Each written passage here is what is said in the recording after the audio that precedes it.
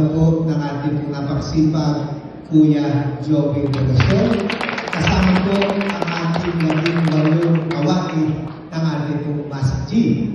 Kanina kaniwalag po ni Kuya Joey yung mandate at yung pong mga ginagawa at gagawin pa ng ating pong particular na opisina ng ating masjid.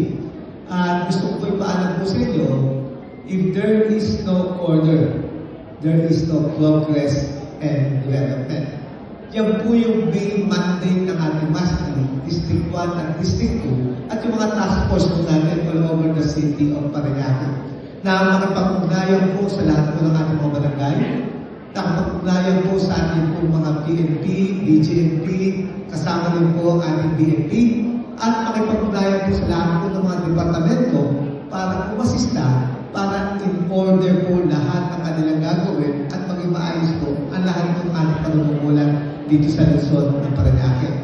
At nabanggit ka po ni Congressman Eric Nuvares kanina na yung po ating masjid, pati mga task force na subukan ng COVID-19.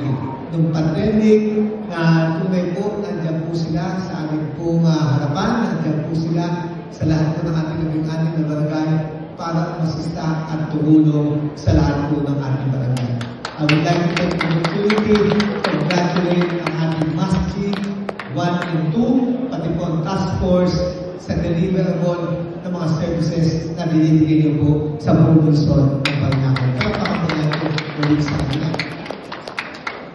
Noong pong Monday, katulad po ng nabanggit ng ating mahal na Congressman Eric Nuvares, ay ating napakinggan yung ating SONA ng ating mahal na Presidente.